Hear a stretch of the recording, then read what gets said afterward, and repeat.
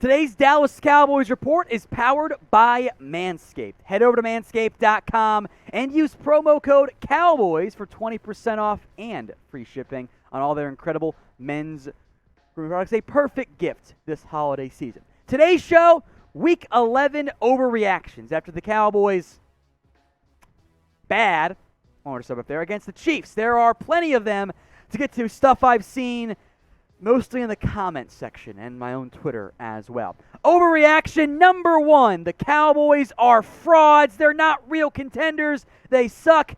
It's actually an overreaction. And I think the biggest argument in favor of this is I again ask you to look around the NFL.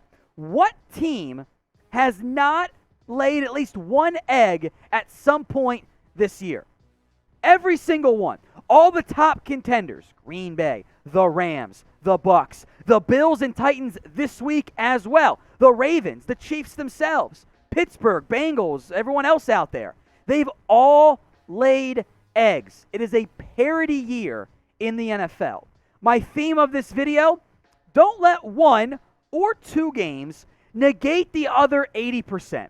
That's a bad faith argument, or if you're doing it on accident, it ends up just allowing you to align to whatever, prior you want to hold. Take away two games, the Cowboys are either the best team in the NFL, or if you only focus on those two games, well, they're the worst team. So that's kind of my mindset. Don't panic too much yet, folks. The Cowboys are still the number 3 seed, pending Monday Night Football against the Bucks, with where they currently sit. This is a good football team. There are 5 real contenders in the NFC.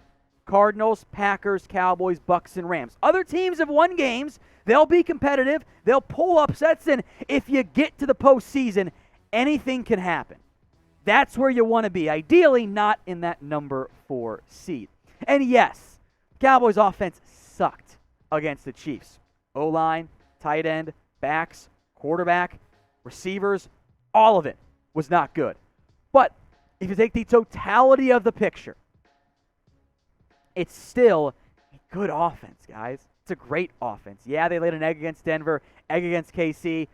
The Bills' offense and the Cowboys were number 1, number 2 entering this week, and they were both bad again. That's the second time on the same week, by the way, that they've done that. So, I know it was a bad game. If you're frustrated, I understand. We all were live. But I don't think one game should totally change your thought process. Is this the best team in the NFL? No, it's not. But do you believe in them? I still do.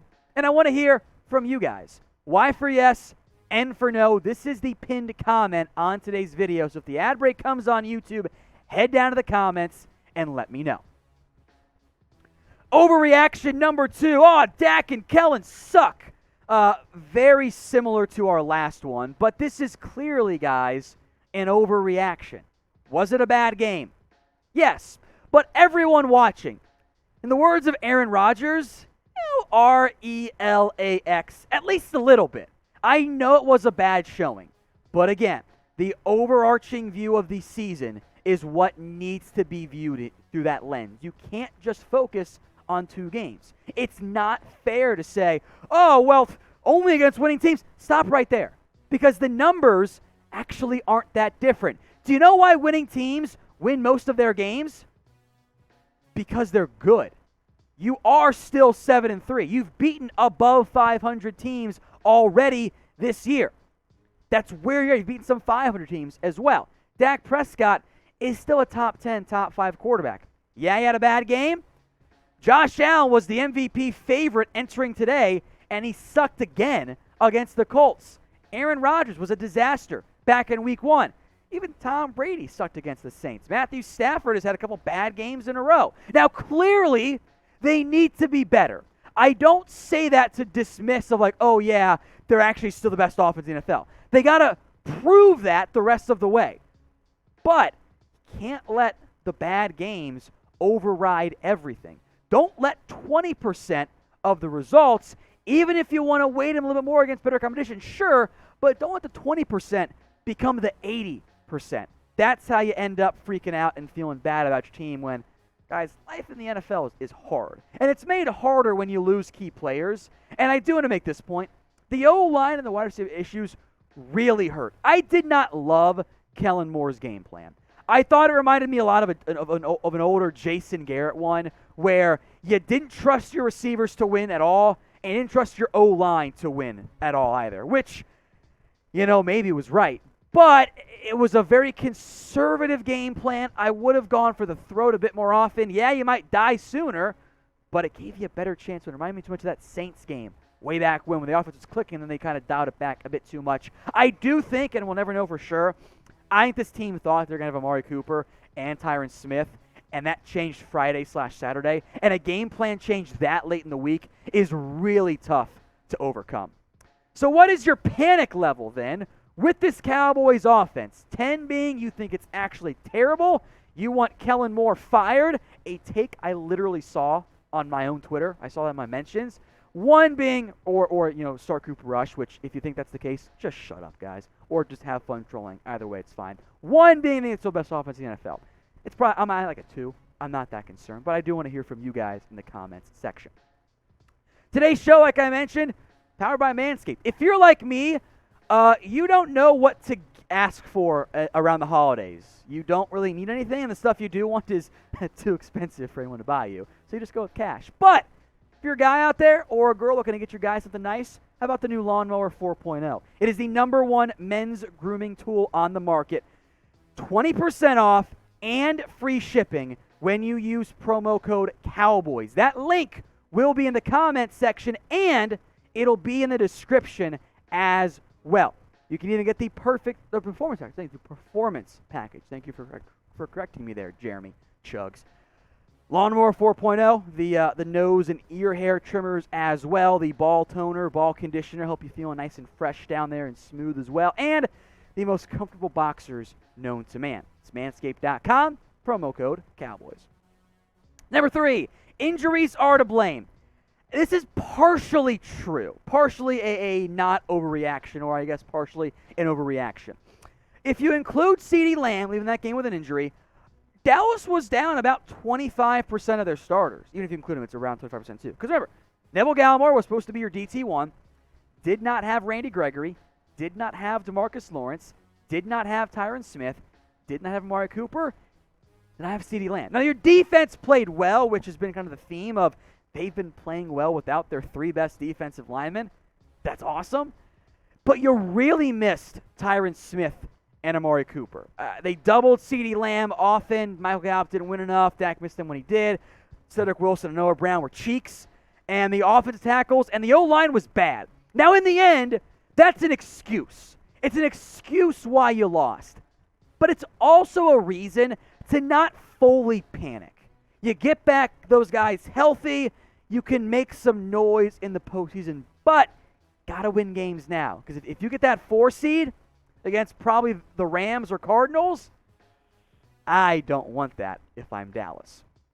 Now, we will see how the year plays out. So subscribe today for more Cowboys news and rumors all year long.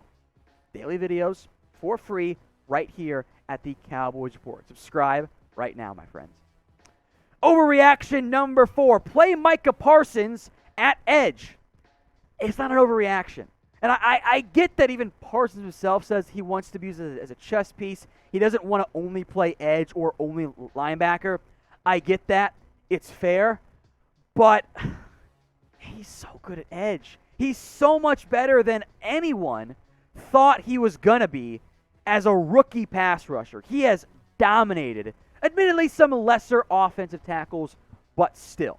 He has been great in that role. He was great against Chiefs and one of only a handful of players who actually played well against KC. Almost all of them, by the way, coming on the defensive side of the ball. He has thrived at that defensive end edge rusher role as a pass rusher. Now, the run defense there, it's not great, but again, the impact as a pass rusher is so much more valuable. He is the best healthy pass rusher right now. The flip side is he's their best linebacker as well. And the Chiefs ran the ball pretty effectively when they tried to.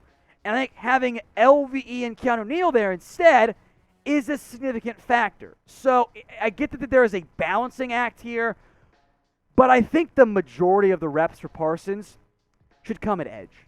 And I want to hear from you on this question as well. Where should Dallas play Micah Parsons? Type DE for edge or type in LB for linebacker. I'll say almost no wrong answers, but hit down in the comments and let me know. Overreaction number 5, bench La'el Collins. I am down to have that conversation. Now, maybe it comes after the Thanksgiving game, but we should have this discussion at some point because he wasn't good again. And the 2019 All-Pro Collins, I haven't seen him since then. Now, part of it is the tough competition, only a handful of games. I didn't think he was bad against the Bucs, but false starts, getting beat against the Chiefs, I don't like that. And we know that Terrence Steele, by the way, is better at right tackle than left tackle. I don't think he played great at left tackle again. Tough position, but, 2 bad games, 1 okay one. The O-line, let's call it what it was. They were outright terrible against the Chiefs. Dak Prescott did not have time back there. And regardless of who your quarterback is outside of the most mobile ones, if you don't have time, life's going to be tough. One last note, by the way. Maybe consider going back to Connor Williams at left guard. McGovern did not play great. And look, it was a really tough matchup. The timing was interesting from that perspective. But McGovern, and to be fair, the entire offensive line got worked by Chris Jones. I mean, he bullied every player, even Zach Martin, he faced against Dallas. I am concerned about the O-line. It was not very good. Hopefully things settle and sort themselves out. I wanted to win 2 of 3 against the Cowboys, or for the Cowboys against the Chiefs, Raiders, Saints. Got to win 2 in a row now, as far as I'm concerned. If you have Cowboys thoughts, if you want to put them in the comments, always hit me up on Twitter as well at WhatGoingDowney.